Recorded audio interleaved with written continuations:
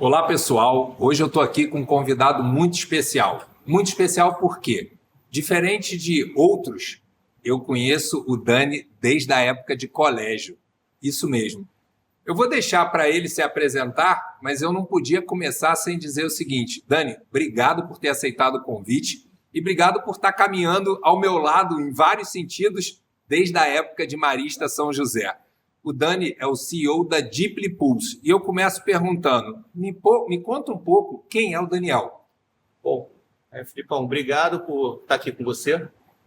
Filipão é meu amigo realmente nem sei fazer essa conta, mas mais de 30 anos, com certeza, que a gente é amigo, né, desde a escola e agora mais ainda aqui nos Estados Unidos, a gente se reencontrou, se uniu mais ainda, né, as famílias e a amizade aumentou mais ainda.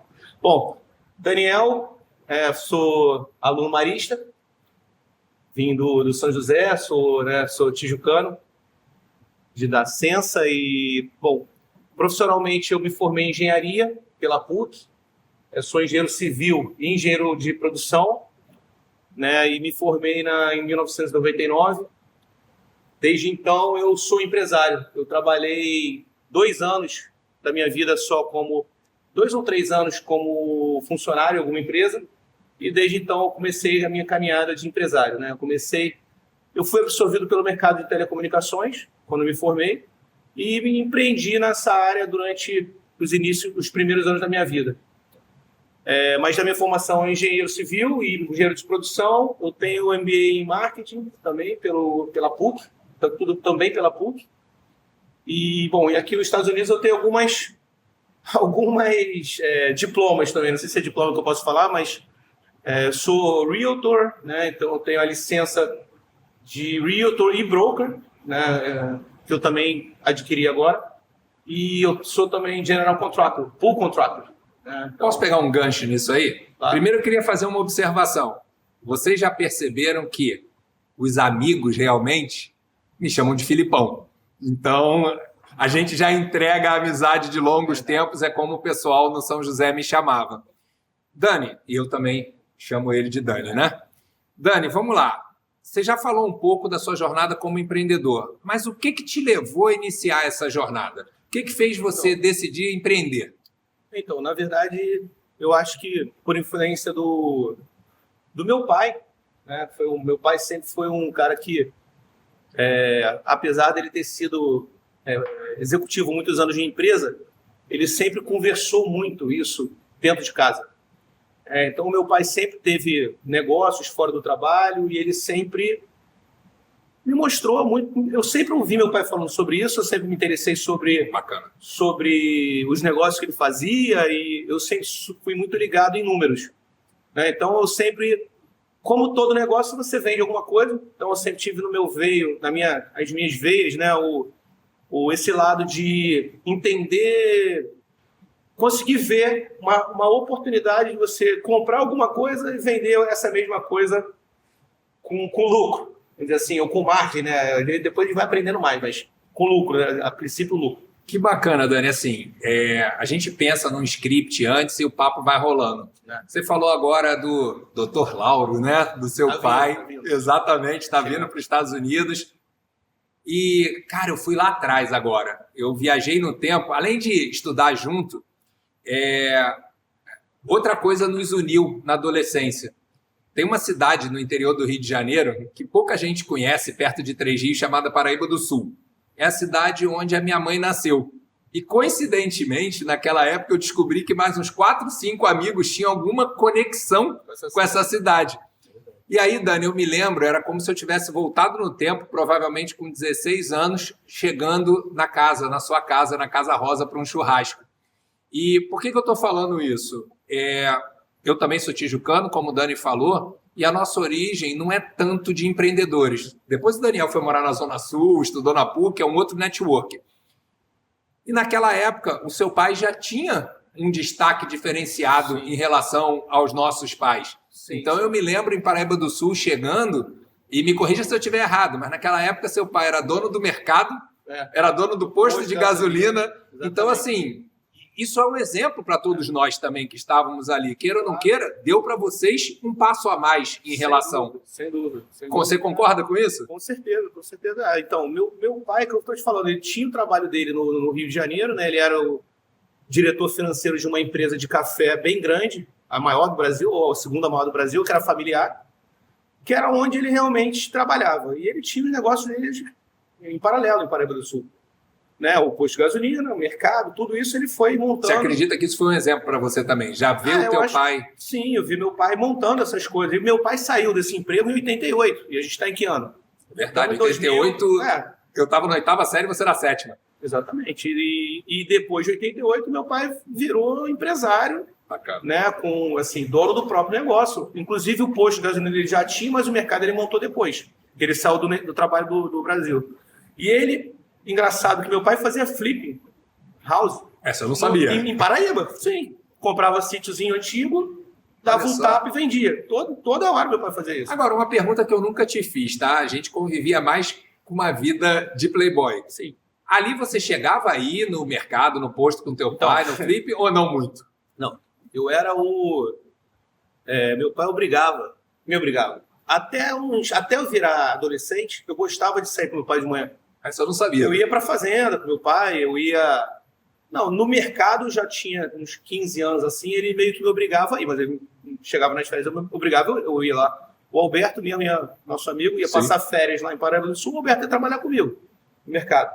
Muitas das vezes a gente ia trabalhar e ficava no posto, comprava, tomava mineirinho, né? O Alberto ficava lá. Então, assim, mas meu pai, eu me lembro assim que eu com 13, 14 anos, meu pai, aonde era o mercado, montou uma loja de vender móveis antigos. Não sabia dessa agora. Também. Não sabia teve um tempo ali. Porque aquele galpão, ele comprou o terreno, eu lembro o galpão, sim. E aquele galpão ficou fechado anos ali, que era dele. E uma das coisas que ele fez foi um antiquário. Lembrei agora, mano.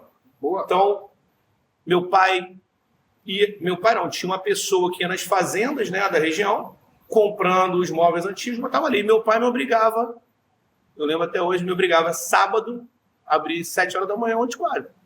Meu pai me dava moto, me dava carro, me dava tudo, mas me apertava. Então quer dizer que aquelas madrugadas que a gente chegava da exposição agropecuária, tudo, no outro dia você se acordava cedo?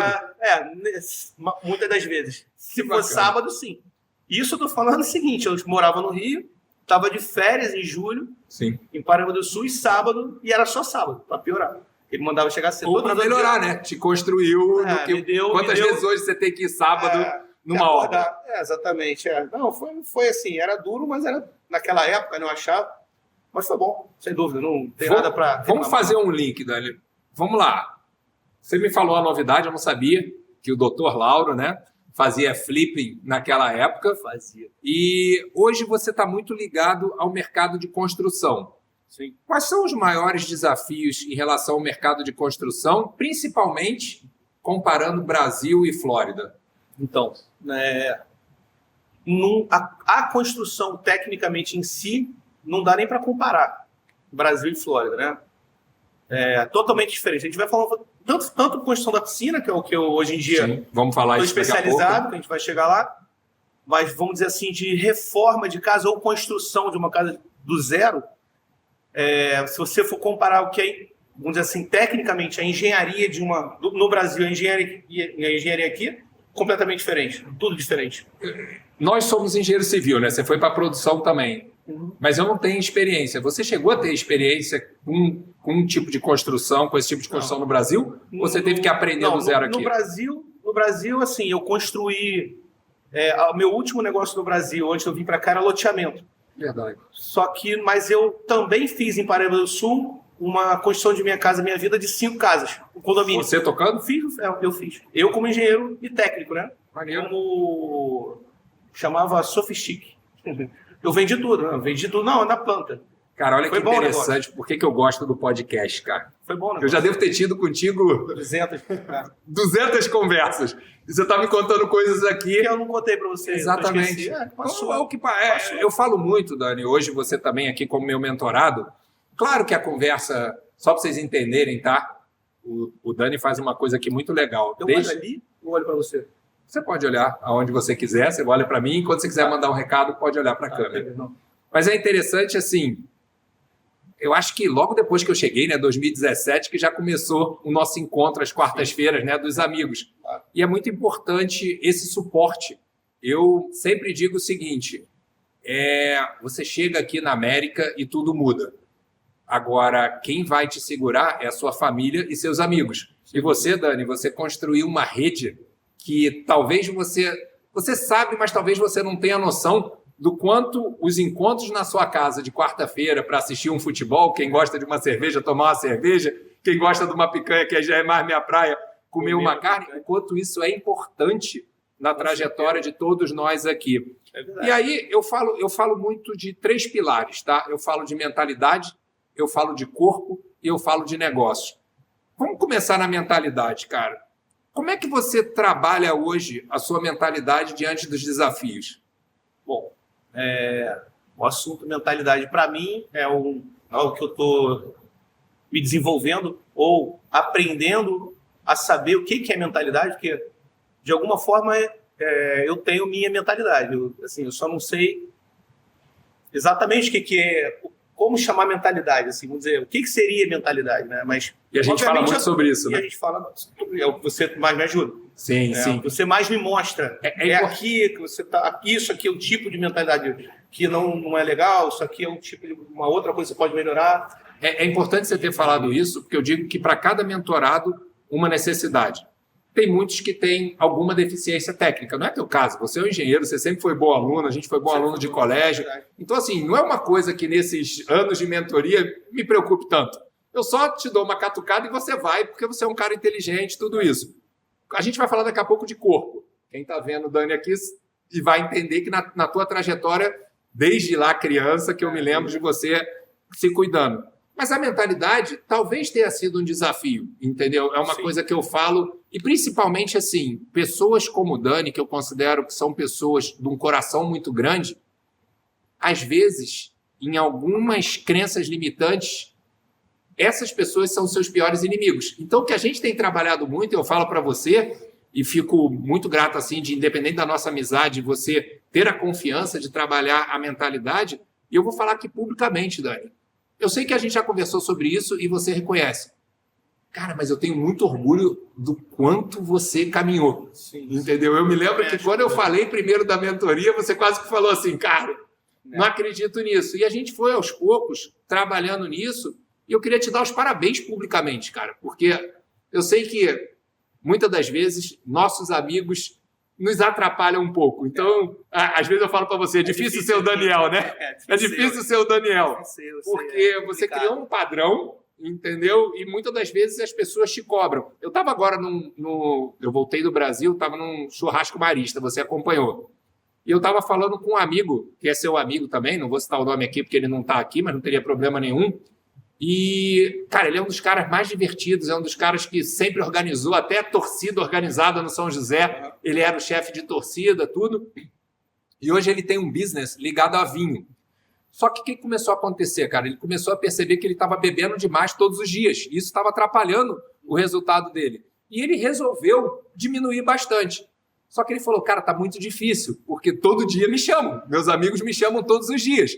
Então, assim, a referência sobre ele é beber, né? Exatamente. Então, muito do que eu vejo, eu brinco com os nossos amigos, assim, mas é nítido para todo mundo, tá, Dani? Da mesma maneira que lá atrás, um dia eu te falei assim, cara, vamos mudar isso, isso, isso. Muitos vêm conversar comigo e falam assim, cara, impressionante a mudança. E vamos ser sinceros, cara, eu fiz 50 agora, você vai fazer daqui a 9 dias, né? 10 dias. 11 do 11. Eu fiz 8 do 8, você 11 do 11. Se bem que quando passar, talvez já tenha feito. Mas não é fácil a gente mudar depois de uma certa idade. Então, reconheça o que você fez, cara. Mas são pequenas coisas, né, que você me mostrou que realmente fazem diferença. E que a questão eu sou um cara com o coração realmente aberto. Sim. Eu não tenho medo de... Sim. Não tenho medo de falar para as pessoas, eu não finjo ser alguma coisa que eu não sou. Hora nenhuma. Você vai saber quem sou eu. Se eu ficar bravo, eu vou gritar. Se eu ficar triste, eu vou chorar. Se eu ficar alegre, assim. Então, assim. Mas tem horas que você precisa se proteger. E nem todo mundo é igual a você. né? Cara, sensacional o que você falou. Então é mais uma, que eu imagino assim, é mais uma forma de proteção para mim mesmo. Da tua Para minha imagem. imagem, exato. Cara, Que no final das contas, quem me conhece sabe quem eu sou, mas quem não me conhece, eu posso estar passando uma informação errada sobre mim, né? Foi isso que eu aprendi. e você está correto. Isso. Vamos lá. Eu tenho também, sempre vim do esporte, sou grandão, você é um cara forte. Queira ou não queira, as pessoas criam preconceitos, Sim. entendeu? Sendo que eu acredito muito e conheço você a fundo para dizer o seguinte, cara, não é porque você sempre malhou, você é um cara forte, que você não tem um coração grande. Mas às vezes as pessoas confundem. Sim. Então, parabéns por você estar se colocando à disposição e a gente tem acompanhado o quanto sua vida tem caminhado, seus negócios têm caminhado. Mas a gente vai chegar nisso daqui a pouco. Eu queria trazer um outro dado que é uma coincidência nossa. Você, desde que antes de te conhecer, a gente já nadou junto no mesmo clube. Então, assim, sim, Tijuca, entendeu? Só que talvez por causa do ano, alguma coisa. Então, você sempre foi praticante de esporte. Existe alguma coisa, um hábito diário que te ajuda a manter o foco e a clareza mental? Eu não estou falando ainda de exercício físico. Eu estou falando quanto alguma coisa de prática do esporte te ajuda no seu dia a dia. Então, Olá, pessoal. Hoje eu estou aqui com um convidado muito especial. Muito especial por quê? Diferente de outros, eu conheço o Dani desde a época de colégio. Isso mesmo. Eu vou deixar para ele se apresentar, mas eu não podia começar sem dizer o seguinte. Dani, obrigado por ter aceitado o convite e obrigado por estar caminhando ao meu lado em vários sentidos desde a época de Marista São José. O Dani é o CEO da Deeply Pulse e eu começo perguntando, me conta um pouco quem é o Daniel. Bom, Filipão, obrigado por estar aqui com você. Filipão é meu amigo realmente nem sei fazer essa conta, mas mais de 30 anos, com certeza, que a gente é amigo, né, desde a escola e agora mais ainda aqui nos Estados Unidos, a gente se reencontrou, uniu mais ainda, né, as famílias e a amizade aumentou mais ainda. Bom, Daniel, sou aluno marista, vim do São José, sou tijucano, de Nascença e, bom, profissionalmente eu me formei em engenharia pela PUC, sou engenheiro civil e engenheiro de produção, né, e me formei em 1999. Desde então eu sou empresário. Eu trabalhei 2 anos da minha vida 2 ou 3 anos como funcionário em alguma empresa e desde então eu comecei a minha caminhada de empresário, né? Eu fui absorvido pelo mercado de telecomunicações quando me formei e me empreendi nessa área durante os primeiros anos da minha vida. Mas da minha formação é engenheiro civil e engenheiro de produção, eu tenho MBA em marketing também pela PUC, tudo também pela PUC. E, bom, e aqui nos Estados Unidos eu tenho algumas diplomas também, não sei se é diploma que eu posso falar, mas sou Realtor, né? Então eu tenho a licença de Realtor e Broker, né? Que eu também adquiri agora. E eu sou também General Contractor, Pool Contractor. Né? Então, Posso pegar um gancho nisso aí? Claro. Primeiro eu queria fazer uma observação. Vocês já perceberam que os amigos realmente me chamam de Filipão. Então, a gente já entrega a amizade de longos tempos, é como o pessoal no São José me chamava. Dani, e eu também chamo ele de Dani, né? Dani, vamos lá. Você já falou um pouco da sua jornada como empreendedor, mas o que te levou a iniciar essa jornada? O que fez você decidir empreender? Então, na verdade, eu acho que por influência do meu pai, né? O meu pai sempre foi um cara que, apesar dele ter sido executivo muitos anos de empresa, ele sempre conversou muito isso dentro de casa. Então, o meu pai sempre teve negócios fora do trabalho e ele sempre me mostrou muito. Eu sempre ouvi meu pai falando sobre isso, eu sempre me interessei sobre os negócios que ele fazia e eu sempre fui muito ligado em números. Né? Então, eu sempre, como todo negócio, você vende alguma coisa. Então, eu sempre tive no meu veio, as minhas veias, né, esse lado de entender consegui ver uma oportunidade de você comprar alguma coisa e vender essa mesma coisa com lucro. Vamos dizer assim, ou com margem, né? Depois a gente vai aprendendo mais, mas com lucro, né? A princípio lucro. Que bacana, Dani. Assim, a gente pensa num script antes e o papo vai rolando. Você falou agora do Dr. Lauro, né? Do seu pai. Tá vindo. Exatamente, está vindo para os Estados Unidos. E, cara, eu fui lá atrás agora. Eu viajei no tempo, além de estudar junto, outra coisa nos uniu na adolescência. Tem uma cidade no interior do Rio de Janeiro que pouca gente conhece, perto de Três Rios, chamada Paraíba do Sul. É a cidade onde a minha mãe nasceu. E, coincidentemente, naquela época eu descobri que mais uns 4, 5 amigos tinham alguma conexão com essa cidade. E aí, Dani, eu me lembro, era como se eu tivesse voltado no tempo, provavelmente com 16 anos, chegando na sua casa, na Casa Rosa, para um churrasco. E por que eu estou falando isso? Eu também sou tijucano, como o Dani falou, e a nossa origem não é tanto de empreendedores. Depois o Daniel foi morar na Zona Sul, estudou na PUC, é um outro network. E naquela época, o seu pai já tinha um destaque diferenciado em relação aos nossos pais. Sim. Então eu me lembro em Paraíba do Sul chegando, e me corrija se eu estiver errado, mas naquela época seu pai era dono do mercado, era dono do posto de gasolina. Exatamente. Então, assim, isso é um exemplo para todos nós também que estávamos ali. Queira ou não queira, deu para vocês um passo a mais em relação. Sem dúvida. Você concorda com isso? Com certeza.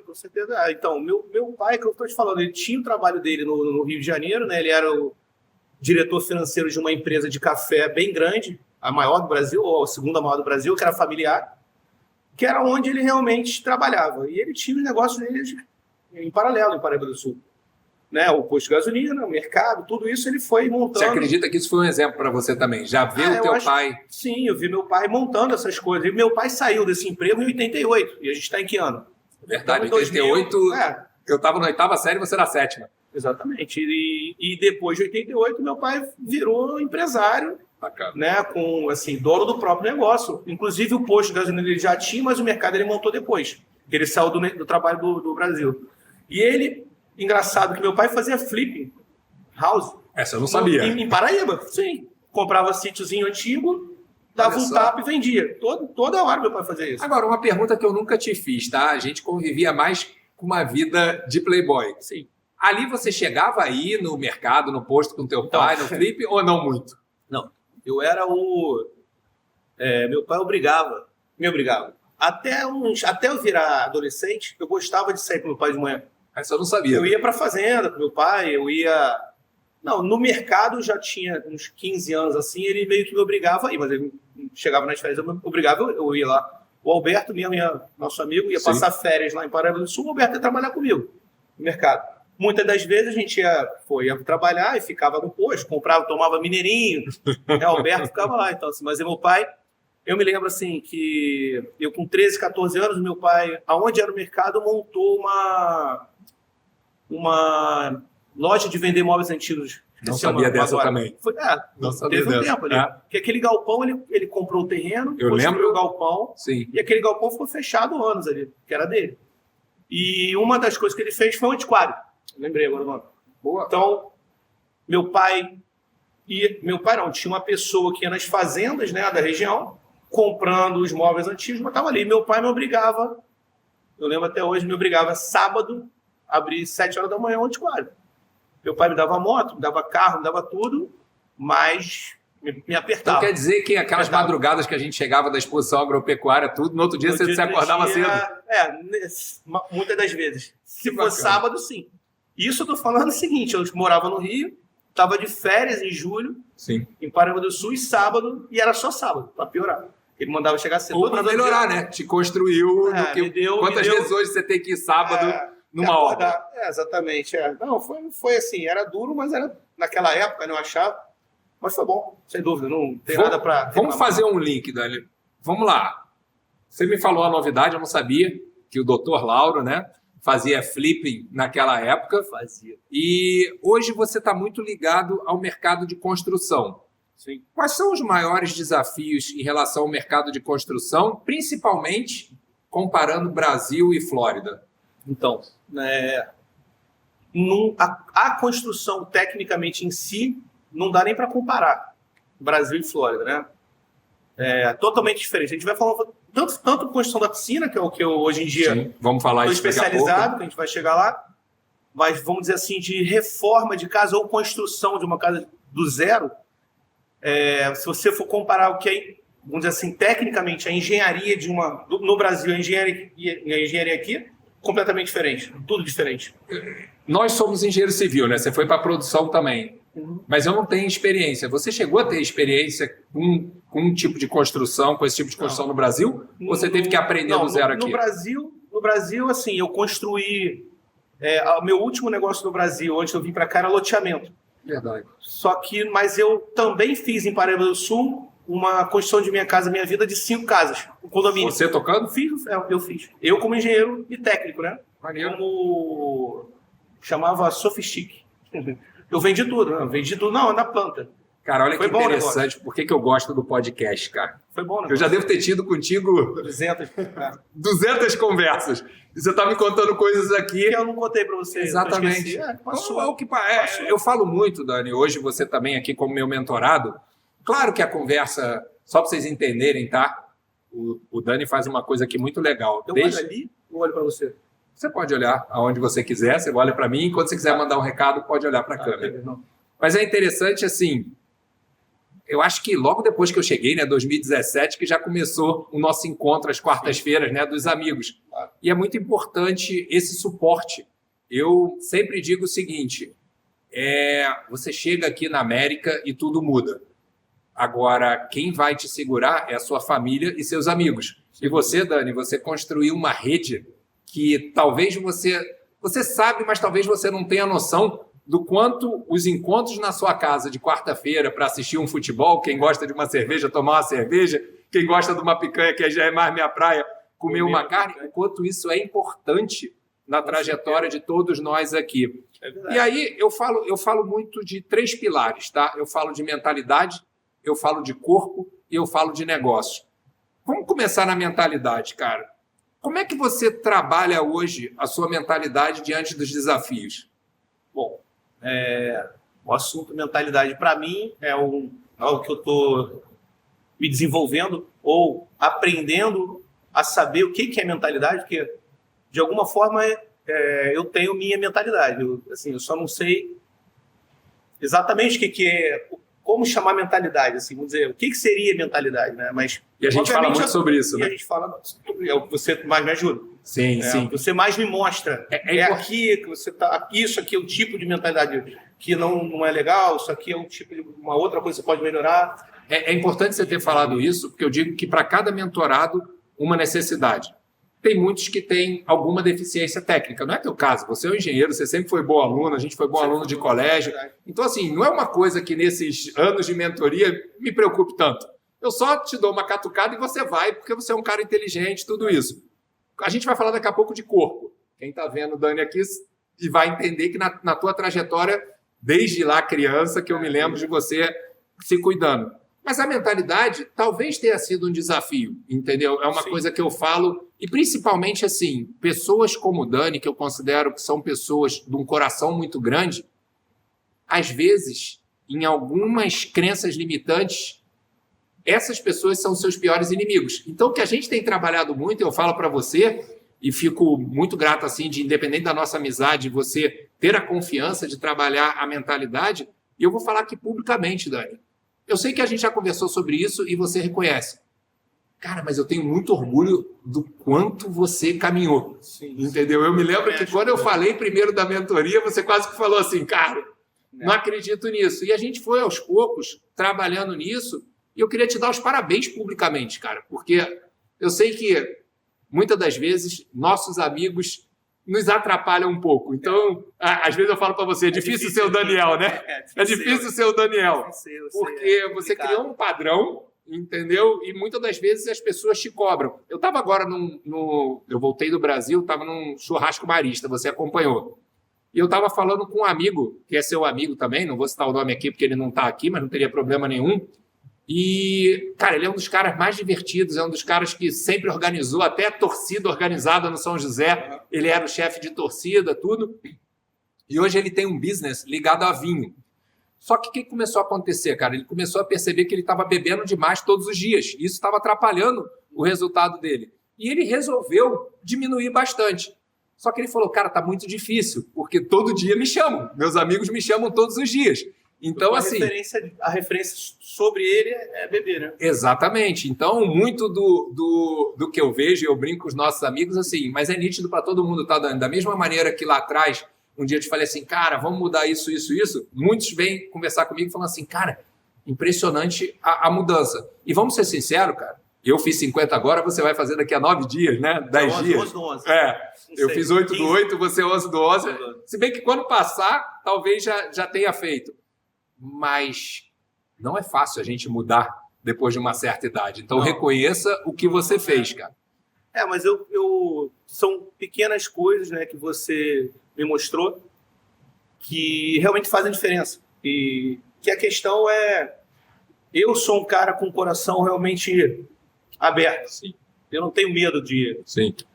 Tenho medo de falar para as pessoas, eu não finjo ser alguma coisa que eu não sou. Hora nenhuma. Você vai saber quem sou eu. Se eu ficar bravo, eu vou gritar. Se eu ficar triste, eu vou chorar. Se eu ficar alegre, assim. Então, assim. Mas tem horas que você precisa se proteger. Nem todo mundo é igual você. Né? Cara, sensacional o que você falou. Então, é mais uma... que eu imagino assim, é mais uma forma de proteção para mim mesmo. Da tua imagem. Para minha imagem, exato.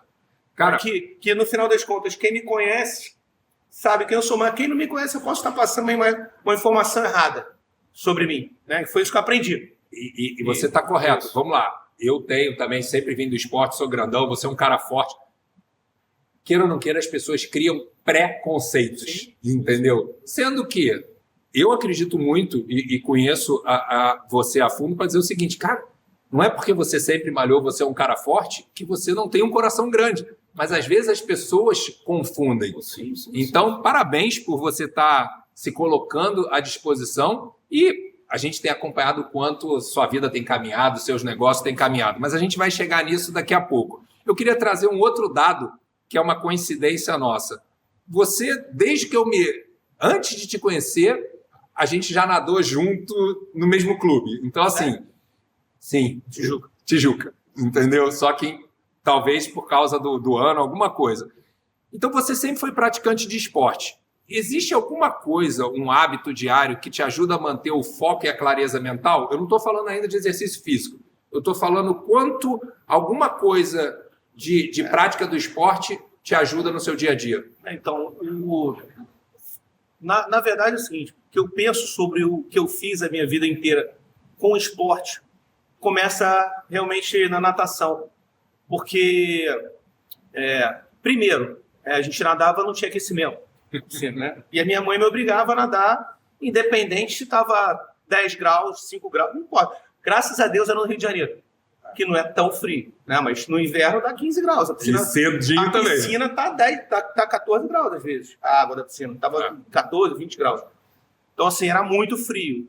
Então, eu acho que a resiliência, né, que isso me criou pela minha mãe, me obrigar a estar lá. E eu sempre, no final, ter que nadar, né? Eu tinha que nadar, mas no final eu nadava e ganhava, porque eu ganhei muito tempo na natação. Sim. Eu tive muito sucesso na natação. Enquanto eu acreditei na minha mãe. Depois que eu virei mais adolescente, eu meio que perdi o foco nos treinos, assim. Eu ia nadar... Eu não sabia disso também. Eu perdi os focos. Eu perdi, assim, até 14 anos eu ganhei tudo. Depois de 14 anos que eu virei juvenil, não lembro, mas eu não comecei a nadar mais no mesmo nível. Porque eu perdi o foco no treino. Ficou chato, tinha outras coisas para fazer. Eu ia lá, treinava, mas ia embora. Então você acredita que essa resiliência do esporte te ajuda também na tua mentalidade? Com certeza, eu tenho uma coisa que é o seguinte, que a gente passou juntos por isso com a prova do General Contractor. Sempre foi uma característica minha resolver problema. Isso. Então, ir lá, se eu tenho problema para resolver, pega o problema e resolve, né? Então, acho que o esporte me ensinou muito isso. Pô, o que eu tinha que fazer? Nadar 2 horas? Pô, conta suco, vai nadar 2 horas. O que eu tenho que fazer? O professor me dizia, na 20 voltas de golfinho. Tá bom, 20 voltas de golfinho, 20 voltas de golfinho. vamos nadar 40 voltas de pé de pato? 40 voltas de pé de pato. Olha que interessante. E eu terminava as coisas na frente das pessoas. Enquanto eu estava lá, eu quero ganhar todo mundo aqui também. Eu estou aqui. Olha que interessante, a gente nunca falou sobre isso e eu fico sempre buscando padrões. E agora eu já anotei aqui porque eu aprendi. Olha uma coisa interessante que você me falou. Enquanto a sua mãe te motivava, você foi. Depois você se perdeu. Aí você falou de uma prova. Qual foi o meu papel na prova? Eu te falei. Eu nunca nem sentei contigo para estudar. Foi só mostrar para você quem você é. Entendeu? Foi só mostrar e me perturbar. Te perturbar, mas vai minha cabeça. Vai fazer a prova. Mas vamos pensar, cara, cada um de nós é de um jeito. Talvez na tua vida você precise ficar de olho, seja com a sua mulher, seja com seus filhos, seja com os mentores. Cada um de nós precisa de um gatilho. Exatamente. Então, você saber quem é a pessoa certa para te motivar para aquilo. Para aquela ponta ali. Cara, que bacana, entendeu? Foi mesmo, mas era bem isso. Porque não pensa que isso é fraqueza não, tá, Dani? Porque muita gente, quando pressionado, pipoca. A gente sabe disso do esporte. Claro. Você é o contrário. Você vai lá quase que... Eu me lembro de você me ligando, dizendo que tinha passado assim, quase que assim, ó, toma aí, mano. Pô, me encheu o saco, toma aí para você, ó. Toma, a primeira cara que eu mandei a prova com a licença foi para você. E, cara, te agradeço e recebi isso, entendeu? Eu falei, lógico, cara, lógico. Que bacana. Foi um resultado do nosso trabalho. Principalmente do seu, cara. Eu acho que o meu foi te mostrar quem você é. Mas nosso junto, talvez eu não tivesse feito essa prova. Pô, bacana, cara, bacana. Vamos agora para uma outra área que não tem como, né? E eu confesso que talvez eu tenha começado um pouco antes que você na Malhação, mas rapidamente lá ainda a época de ex-aluno você já pegou, e eu acredito que você teve uma constância até maior que a minha, entendeu? E aí vamos lá, falando um pouco de corpo, de saúde. Você que é um cara que malha bastante, qual o benefício que isso traz para você? Eu gosto de malhar. Muita gente não gosta de malhar. E continuo, e uma coisa que eu senti, eu malho 6 horas da manhã. Muito tempo da minha vida, maior parte da minha vida, eu malhei, é a primeira coisa que eu faço. Muitas vezes, a maior parte da minha vida. Não é só aqui nos Estados Unidos, não, porque eu malhava à noite no Brasil. Você sempre malhou de manhã cedo. Quando eu malhei bem na minha vida, eu malhei de manhã. Uau. Porque o que acontece para mim, se eu for malhar no fim do dia, eu vou arranjar alguma coisa. Vou arranjar, não, vai acontecer alguma coisa durante o dia que eu não vou malhar. A primeira coisa que eu vou cortar do meu dia é a malhação no final do dia. Porque aí você se engana. Porque eu tenho uma reunião, porque não sei o quê. 6 horas da manhã, cara. Acordei às 5, 6 eu tô na academia, 7 eu já resolvi o problema. Tô 0. Tem gente dormindo ainda, né?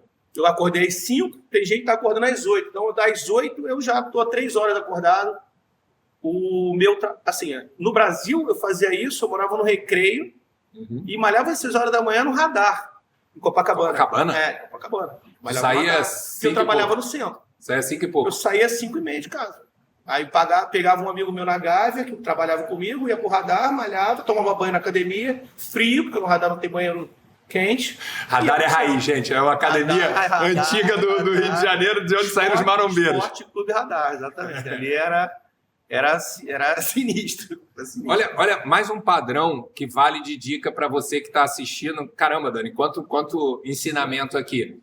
Ele entendeu, naquilo que a gente já falou, talvez de um padrão mental, que no meio do dia ele podia se sabotar. Então, o que ele fez? Ele trouxe o treinamento físico para de manhã, porque aí não tem como ele criar algum empecilho. Ele acordou, ele tem que malhar. E aí, vamos lá. E aí, para a vida, o que é isso?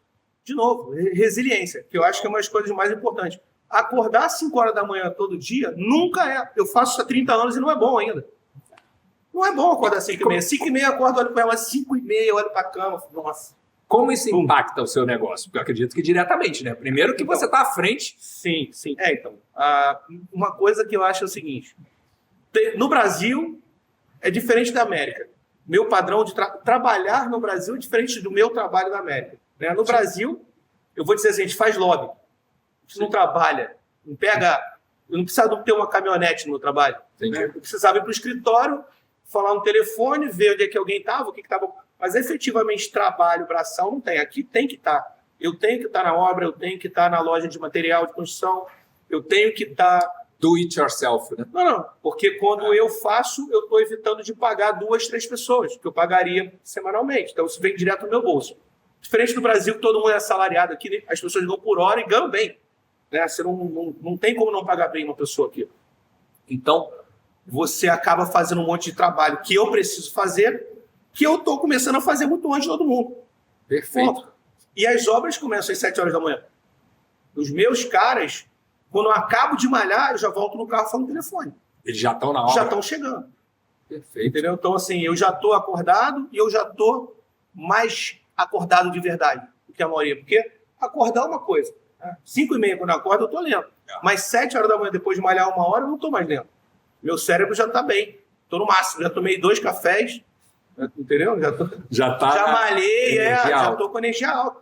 E assim, agora também, 5 da tarde, meu dia, acabou meu dia. 5 da tarde, eu resolvo tudo que eu tenho para resolver. Todo mundo foi embora do trabalho, as máquinas se desligaram, não tem que fazer mais nada. 5 da tarde, eu estou bem. É uma característica aqui do mercado? Não leva até 6 horas. Mesmo em época de verão, leva. Pode Se você levar? Tiver que fazer um trabalho a mais, vai até mais. Vai trabalhar sábado, trabalho domingo. Mas o normal é começar às 7 e acaba às 5.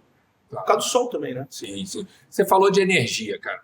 Tem uma coisa que eu digo que é o seguinte. As pessoas que têm resultado não são as pessoas que estão sempre com energia alta. São aquelas que não deixam a energia ir lá no fundo para depois subir. Eu sempre faço a brincadeira. Desde que eu cheguei aqui na América, minha esposa já está no 3º Model X da Tesla. Mas no Brasil, toda vez que eu pegava o carro dela, tinha uma bombinha de gasolina acesa com a luz amarela. Eu falava, pô, mas por que o tanque tem que estar sempre vazio? Cara, você pega sujeira, tudo isso. E muitas das vezes a gente faz o mesmo conosco. Então eu criei um termo para os mentorados, eu falo muito que é o posto de gasolina. Ache seus postos de gasolina. E eu sei que tem postos de gasolina assim, viagem para o Tahiti, mas você não vai para o Tahiti todo dia. Só que todo dia a gente acorda, o Dani já falou aí e vai responder, você enche o teu tanque, mas o tanque vai esvaziando. Então vamos lá. Pegando esse conceito, me diz aí, um posto de gasolina seu. Então, eu tenho... Bom, levando em consideração o que você falou, tem um amigo meu que você conhece também, que é o Ziquinho, né? Então, o Ziquinho, uma coisa que ele sempre falou para mim, exatamente o que você falou agora. A vida não é de grandes momentos. Perfeito. Se você for viver a tua vida nos grandes momentos, você vai ser infeliz. Esperando o pote de tesouro no final. Ninguém ganha o Campeonato Brasileiro de Futebol todo dia. Pode até ganhar todo ano, mas é uma vez no ano. Ninguém vai para o Tahiti toda hora. E se for toda hora, acaba sendo chato. Sim. Né? Então, assim, você tem que gostar do seu cotidiano. Né? Então, assim, a minha vida inteira eu gostei do meu cotidiano. Independente do que eu estava fazendo. Bacana. Eu sempre tive, não sei se é sorte ou se eu me adapto. Não sei, mas assim, eu gosto da minha vida. Eu não tenho problema que, quando eu fazia empresa de pintura, eu gostava da pintura. Eu acordava cedo, ia gostar, pegar meu carro, dirigir para onde eu tivesse que ir. Eu não... Ai, que coisa horrorosa, eu tenho que ir... Tá na tua mentalidade, meu né? Trabalho. Você é um cara de bem com a vida. Eu vou fazer...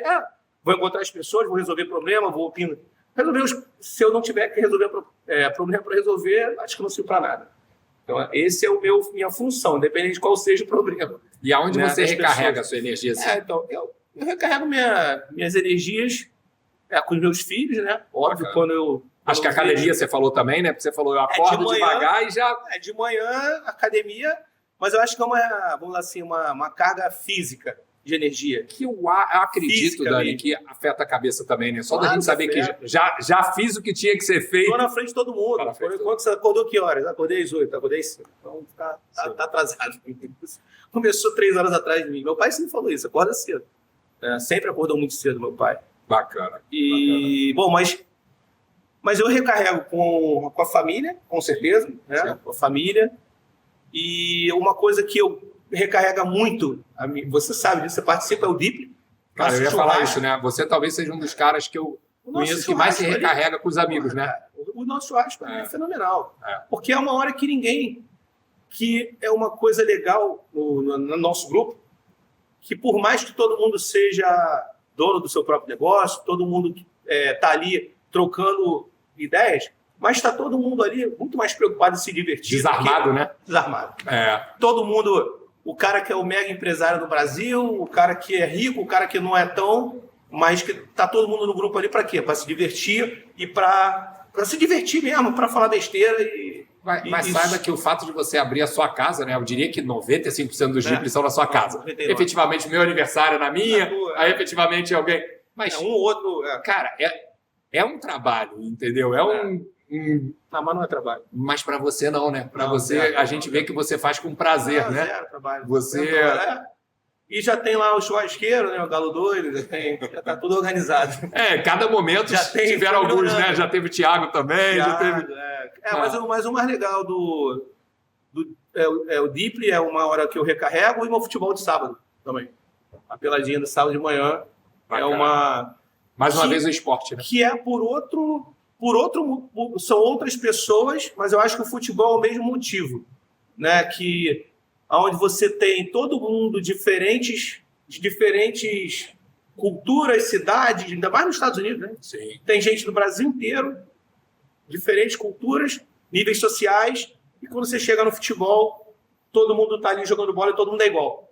Engraçado você falar isso. Ontem eu estava muito bom isso. Na reunião do LEAD e numa apresentação mostraram meio que a demografia daqui. Não sei se você sabia, 44% dos imigrantes brasileiros vêm de São Paulo, aqui 11% do Rio, 7% de Minas Gerais, e aí depois vem vindo... Mas ainda assim é uma diversidade muito grande, né? Muito grande. Mas vamos lá, Dani, assim, o papo está muito bacana, você até falou assim, será que a gente vai conseguir conversar há muito tempo? A gente está conversando bastante tempo. Me diz um negócio, qual a pergunta que eu não te fiz nesse podcast, mas que você gostaria que eu tivesse feito? Bom, difícil. Mas, levando em consideração o podcast ser uma forma também de eu, sei lá, vender o meu negócio, divulgar o meu negócio, claro.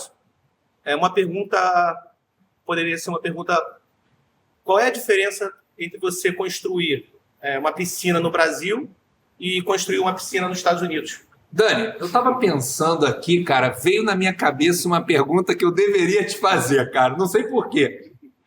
Qual a diferença de construir uma piscina no Brasil e construir uma piscina aqui nos Estados Unidos? Bom, então, tecnicamente é bem diferente, né? Você considerar a engenharia é bem diferente, né? No Brasil se usa blocos de concreto, bom, as piscinas residenciais, né? Sim, sim. Eu estou falando. Meu pai já construiu algumas piscinas, eu já acompanhei lá atrás, quando meu pai fazia essas obras, né? Então eu já vi acontecer. No Brasil, primeiro, é muito mais manual, né? Você tem as pessoas que vão furar a tua piscina, eles furam o buraco da piscina com equipamento, pessoas furando a sua piscina, né? A forma que você monta a estrutura da piscina lá é completamente diferente. Você usa blocos de concreto, você usa ferragem, você faz a forma da piscina com madeira, né? Então, assim, é bem mais... Aqui não tem forma. Não tem forma. É um tipo de uma forma. Mas no Brasil é mais manual, né? E é mais forte, assim. Você pensar a piscina do Brasil é mais forte que a piscina aqui. Sim. Só que dá muito mais trabalho nos primeiros momentos. No Brasil, você não precisa ter uma licença específica para você fazer uma piscina. Qualquer um chega e faz a sua própria piscina, né? Não tem uma auditoria da cidade vendo se você construiu sua piscina da forma correta, se ela, né, qual é o impacto que ela vai gerar no teu vizinho, por exemplo, se você botar uma área de uma superfície muito grande. Deveria ter, né? Você está falando isso agora. Poderia. Porque tem movimentação de terra, né? Caramba, muita, né? Inclusive também de água, de permeabilidade do solo, né? Você botou uma piscina, agora tem água ali. Tudo isso é levado em consideração aqui. É um cálculo de permeabilidade do solo. Você tem um limite, que agora não lembro exatamente, mas acho que 40% você pode tornar seu solo impermeável, né? Aqui na Orange County. Então, eu não lembro exatamente, mas você tem que fazer uma tabela de permeabilidade que eles conferem. Ou seja, você faz um projeto, se passar disso, não vai nem começar, né? Não aprova. Não aprova, né? E aí isso conta o paver que você está botando em volta, a grama sintética, entre outros materiais que você está cobrindo, não só a piscina. É importante você falar sobre isso também, principalmente que principalmente nossos amigos vão nos assistir no Brasil. Aqui, Dani, as obras têm permits, né? Sim. Você tem que... Fala um pouco sobre isso. Então, não dá para fazer no jeitinho, né? Não dá. Não, assim... Não é para fazer no jeitinho, porque se você fizer uma piscina sem a aprovação da cidade, Quando você for vender a sua casa, a sua piscina não está legalizada e você não vende a sua casa. Né? Você não vai poder ter um banco, nenhum banco vai querer financiar a compra da sua casa se você tem uma piscina sem permit, por exemplo. Ou, né, se você tira uma tomada de lugar dentro da sua casa, isso não deveria ter permit. Tá. Mas não vai ser visível o suficiente. Mas se você faz uma piscina sem permit, por exemplo, aquela piscina não está no survey da tua casa. Ou seja, ela não está na sua casa. É um problema para você. Porque... Ou seja, o fato de você ser engenheiro, de você ser empreendedor, de você ser um cara estudioso, te coloca à frente de muitos concorrentes aqui, não? Com certeza, um dos motivos que eu saí da onde... Eu fazia reforma, né? Eu trabalhava na empresa, na Rich Hire, eu era dono da Rich Hire, junto com o Ulisses, e eu fazia pintura e reforma. Qual é o que impede um cara de virar pintor? Qual é a barreira de entrada para um pintor? Comprar um pincel e aprender. E aprender a pintar. Não existe uma licença especial. Não, para pintura não tem. Não tem. Não é barreira nenhuma. Mas para você construir piscina, você precisa da licença. Se você não tiver a licença, não pode ter empresa de piscina. E se você você criar uma empresa que contrata um terceiro para fazer, mas esse terceiro não for parte da sua empresa realmente, e você fizer propaganda, você pode ser penalizado pelo DBPR, que é o órgão que regulamenta isso. E assim, já aconteceu com algumas empresas que eu conheço. Então, assim, a barreira das piscinas é muito grande para você entrar, porque é difícil. Interessante você falar isso, porque muita gente, eu estou sempre no Brasil dando palestras, me pergunta assim, poxa, o americano, ele é mais certo do que o brasileiro, né? É que, na verdade, aqui não dá para não ser, né? As regras são criadas para você fazer o certo. Não, com certeza, mas assim, a coisa bonita daqui é o seguinte, são duas coisas que eu sempre falo dos Estados Unidos. Qualquer coisa que você fizer nos Estados Unidos, qualquer coisa, independente de que você vai fazer. Eu já fui, né, da empresa, eu já fiz pintura, reforma, construir casa e agora construo as piscinas, né? E onde eu já participei de uma empresa, eu trabalhei aqui também, lembrei, esse emprego, esqueci. Sim. Trabalhei aqui. Então, tudo que você faz aqui dá certo, você tem que ter, de novo, resiliência, trabalhar todos os dias e não enganar ninguém. Né? Então, assim, e os Estados Unidos foi feito para dar certo porque as pessoas que estão te dando a licença, no caso, eu fiz o meu curso, passei e tenho a minha licença.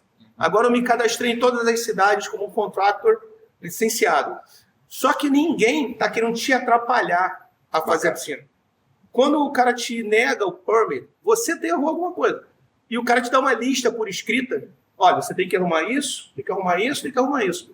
Você foi lá e corrigiu o que o cara pediu, entregou, no dia seguinte ele analisa, ele dá ok.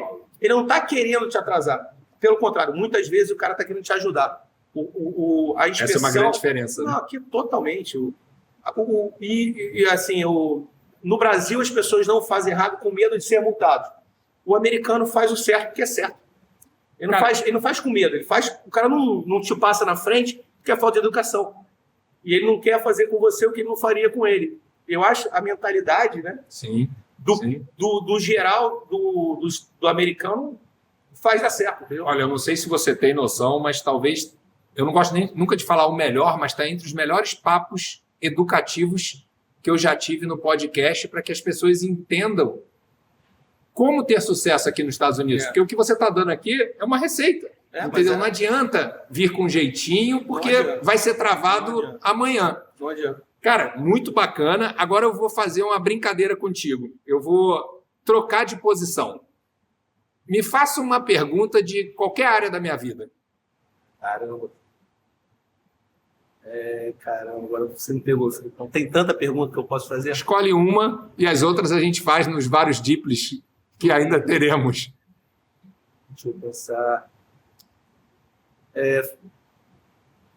Me dá 2 segundos. Vai lá, uns 30 segundos. O tempo é seu. O tempo é seu. Uma pergunta legal. Enquanto o Dani está pensando, gente, presta atenção numa coisa.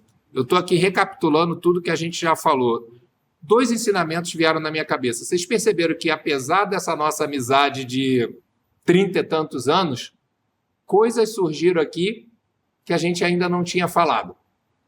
Outra coisa, o Dani deu uma aula prática de como você ter sucesso nos Estados Unidos. O que é preciso? Repara em algumas coisas que ele falou. Ele estava num mercado com barreira de entrada baixa. E ele estava tendo sucesso. Só que ele percebeu o seguinte, poxa, amanhã podem surgir mais diversos fazendo a mesma coisa. Então, para que ele fosse para um próximo nível, ele buscou um mercado onde tem um cadeado ali. Para você entrar, você precisa estudar, e não é fácil. Você precisa ter uma certificação, e não é fácil. Então, essa é uma outra dica. Entenda no que você é bom e busque aonde isso é uma barreira de entrada. Mas, Dani, tem a pergunta aí? Filipão, quando é que nós vamos pegar os nossos carros e vamos para Track Day, em Daytona? Eita ferro! Isso é que eu quero saber. Olha o Dani me pegando aqui. Deixa eu contar para vocês. Nós dois temos carros esportivos, mas o Dani é muito mais corajoso que eu, entendeu? Então, cara, confesso para você assim, eu sempre uso a desculpa de 4 jogos de pneu, vou detonar o carro, mas, Dani, eu estava até fazendo uma reflexão essa semana sobre... Eu estou agora num processo xiita estou há 50 dias sem açúcar, estou sem comer pão, já foram 12 quilos, cara. E eu estava conversando com a minha mãe falou assim para mim, filho, parabéns, mas vai mais easy, cara. Será que você precisa ser tão radical em tudo que você faz? E eu acho que a gente tem que saber os nossos defeitos. Eu não sei muito brincar em nada, entendeu? Então, assim, eu evito, às vezes, vamos ali, se bem que no esporte é assim também, né? Vamos ali brincar de futebol, não, a gente vai ali ganhar. Se vai ganhar, eu não sei, mas a gente vai ali jogar para ganhar. Vai dar um carrinho alguém. Então não vou, porque o joelho tá ruim. Exatamente. Qual é meu medo, cara? Eu já fui para vários track days sozinho. Por quê? Porque ir sozinho, cara, eu nem conheço outro cara, mas nós, como amigos, já falamos, né? Eu acho que a hora que a gente botar, nós temos aí 4, 5 amigos com carro esportivo dentro de uma pista, eu tenho medo da gente. Eu tenho medo da gente, entendeu? Porque ninguém vai querer tirar o pé, entendeu? Acho que não pode. Não, acho que num track day, na verdade, eu não estou nem pensando em corrida. O que você dizer? A gente tem o que você vai querer dizer agora que você tem a maturidade. Não, eu acho que a gente não vai bater. Mas aí você acha? Mas você vai tirar o pé no final da curva? Não. No final da reta? Não vai. Não, mas vai cada um separado.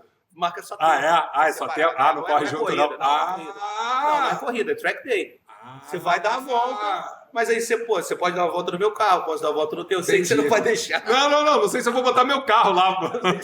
Do jeito que eu sou fresco, eu acho que eu vou alugar um carro e botar outro. Lá, né? Não, mas aí é menos pior. Não corre junto, porque Nürburgring a galera corre junto. Você entra, paga em Nürburgring e a galera entra, cara. Mas pode dar, tipo, pega? Pode. Se você entrar no YouTube, você vai ver. Isso não daria certo. Isso não daria certo. Mas eu acho que eu não ia com o meu carro, vamos dizer assim, com a chance de realmente... Dani, deixa eu te lembrar que você já botou no Alto da Boa Vista com o Alberto 2 carros e ninguém diminuiu. Mas eu tinha 16 anos, 18 anos, né? Sei lá.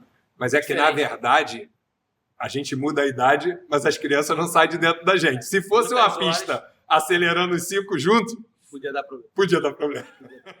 Mas depois pode ser só a volta, né? Marca o tempo. Não, aí tudo bem. Quem é o mais rápido no tempo, aí não tem briga. Aí tudo bem. Não tem fisicamente contato. Briga não ia ter, só que ninguém ia tirar o pé. Briga de contato, Não vai tirar. Cara, que bacana, Dani, assim, gostei, sei lá, eu podia imaginar várias perguntas, mas eu gostei dessa tua pergunta, porque é algo que muitas das vezes a gente quer fazer e fica adiando, né? Exatamente. Tem tudo a ver com o que você gosta, que eu conheço, que eu gosto também. Exatamente. E a gente tem que, às horas, muitas horas, igual sua mãe falou, porque você tá tão bravo. Você é tão duro, né? Você é tão duro contigo mesmo. Já tem o carro, tem tempo. Verdade. Tem dinheiro para fazer, por que não aproveitar? E se não fizer depois? Você conhece bem o processo? É caríssimo? Não. É ok? Não, tem as pistas, é Sebring, na verdade, não é Daytona. Eu falei Daytona, mas não é Daytona. Tá. Daytona deve poder, mas deve ser muito mais caro. Acredito Daytona que é muito mais famoso. Exatamente. Mas é Sebring o nome, é uma cidade aqui perto. Não, são dias, você paga a pista mesmo, acho que é $400. É? Sim. E aí você leva o teu carro. Vai no teu carro. Seguro, diferente? Não, aí, cara, cada um segura o seu, né? Não, mas tem que fazer um seguro extra pra pista. Teoricamente, tá, não sei exatamente, mas eu imagino que o seguro não seja para você correr na pista do teu carro, né? Se você bater na pista, deve ser alguma coisa. Mas eu acho Vocês que estão ninguém entendendo o faz. que eu fiz, né? Eu devolvi a pergunta com agora uma tarefa para ele. Agora Saber que qual é o seguro. ele saiba o que a gente tem que fazer. Mas dizem, né? O pior disso tudo, dizem que realmente é o desgaste do freio e pneu. Sim. Né? Que aí Sim. para você, se você for no teu carro, é muito pior que no meu. É mais Pneu caro. sim, o freio meu é cerâmica, né? Então parece que gasta, ferrado. mas gasta menos, não? Não, mas é mais caro, né? Se Muito zerar mais ele, caro, sim. muito mais caro. Não, o teu carro não foi feito para pista Não. realmente. Então vamos, Cara, um pequeno pista- prejuízo. Brincar na pista com esse teu carro não dá, mas o meu carro que é americano é muito mais tranquilo. E eu acredito que já foi feito também, Muito porque mais tranquilo. os donos levam para a pista, não? Não, muita gente, tem muito carro. É normal aqui para americano. Normal. Os caras não podem correr na rua, né? Os caras têm esses Mais carros uma que vez, o que correm é na certo pista. é certo, vai para a Exatamente, pista, na né? pista vai correr e acelera lá. Que aí a gente não faz, os caras não fazem besteira na rua. Né? Dani, olha que interessante. A gente achou que íamos falar menos de uma hora. Nós já estamos chegando aqui perto do nosso horário. Verdade. É impressionante. Diria que Passou é rápido aquilo que eu demais. te falei, cara. E aí fica mais um soldado no quartel que é trabalho, né? Eu, como, além de amigo de longa data, mas também mentor, eu te digo uma coisa, cara. Eu vou falar isso para você, a gente vai estar com 80 anos, eu vou continuar falando. Você é ainda mais brabo do que você mesmo pensa, entendeu? Às vezes tem coisa que você sentou aqui, como você nunca tinha feito, você falou assim, cara, mas será que eu vou falar? Tá um pouco na nossa mentalidade. O que eu te falei é o seguinte, Acho que cara, eu sou muito- você fala bem. Acho que eu sou muito... Eu resumo muitas coisas. Cara, mas quem está nos assistindo vai ver que, Dani, você deu uma aula, cara. Você mostrou como fazer para montar um negócio, que você pode começar num negócio com barreira de entrada mais baixo. Você trouxe a tua história, você trouxe para nós que você não é um aventureiro que caiu aqui na construção, que você estudou na PUC, que eu diria hoje talvez a melhor universidade do Rio de Janeiro, Sim. entendeu? Você fez uma formação que você já tinha empreendido. Você trouxe para mim coisas que eu não sabia, que era a experiência do teu pai na construção, que fez você já aprender. Meu pai construiu muitas casas. E aí uma dica, cara, às vezes a gente tem dificuldade. E por que eu fiz esse convite para você, por te conhecer? Porque eu queria que as pessoas conhecessem mais quem você é, sabe? Eu conheço muita gente, eu tenho um dos meus irmãos é assim, você é um pouco assim. Às vezes a gente tem dificuldade de falar quem nós somos, de parecer assim, pô, mas será que eu estou querendo... Não, cara, esse é quem você é. Essa é a tua trajetória. Você realmente fez... Vamos lá, curso de engenharia é um curso difícil, entendeu? Numa faculdade que já era difícil de entrar, mais difícil ainda de sair. A gente sabe É mais difícil de sair do que de entrar. Cara, quantos amigos ficaram no caminho? Quantos desistiram, né? Quantos desistiram, entendeu? E às vezes a gente chega aqui e todos chegamos faixa branca. Sim. Só que se você não mostrar as suas credenciais, você vai alucinar que os seus clientes vão descobrir como. Exatamente, não tem razão. Você está entendendo que na sua rede social, no seu pitch, você tem que achar uma maneira condensada de que na hora que você chega... Porque uma coisa é você chegar num cliente amigo, que sabe a sua história. Mas para o tamanho que a sua empresa vai chegar, 99% vai ser desconhecido. E muitos dos próprios amigos, né, não sabem também, né? São amigos que a gente também tem muitos amigos que a gente fez aqui nos Estados Unidos, né? E você está entendendo faz parte da que nossa faz toda a cultura. diferença? Sem dúvida. Vamos lá. Sem citar nomes, porque eu nem sei, mas muito provavelmente, se você pegar 10 empresas aqui da Central Florida que concorrem contigo em construção de piscina, cara, pelo menos a metade ali numa análise curricular já ficaria. Ah, sim. Concorda comigo? Então, assim, um desafio para você, cara, que você comunique mais a tua história, entendeu? Que dentro do... Eu acompanho lá, obviamente, teu Instagram, mas que tenha na parte de destaque, cara, a minha história na construção, como tudo começou, meu pai construindo lá atrás, porque essa é a tua história. E eu digo o seguinte, muito do que eu ajudo os meus mentorados é qual a sua vantagem competitiva. E a sua história, Dani, é uma vantagem competitiva muito grande. Faz sentido? Eu não estou falando aqui por estar falando com um amigo. Faz sentido sim. Mas assim, eu ainda me sinto com relação aos Estados Unidos, né, em si, por mais que a minha história já tem 9 anos que eu estou aqui, eu ainda me sinto muito faixa branca, entendeu? E eu te digo o seguinte, provavelmente se você faixa tem azul, um carro... então. Exatamente. Faixa azul. Só que aí, Se você não mostra a sua credencial de faixa azul, todo mundo vai te Acho que eu colocar sou na branco. faixa branca. Exatamente. Entendeu? E não é um erro, cara. Não é um erro. É que, na verdade, crenças limitantes que ficam conosco, sabe? Poxa, mas aí eu vou estar me achando? Não, cara, você vai estar falando a realidade. Você não está contando mentira, Sim. eu conheço a sua história. Claro. Entendeu? Nada, Então nada que fica. eu falei aqui eu não fiz. Não é isso? Tá gravado, então as pessoas iriam checar. olhar. Exatamente, cara. Só que pensa o seguinte: aquilo que. A tua história é comum para você, porque é a sua história, Sim. mas os outros não sabem. É. Então fica para você também que teve essa aula aqui hoje, fica um recado. A sua história pode parecer boba para você. Sim. É só a sua história. Que é só a sua história.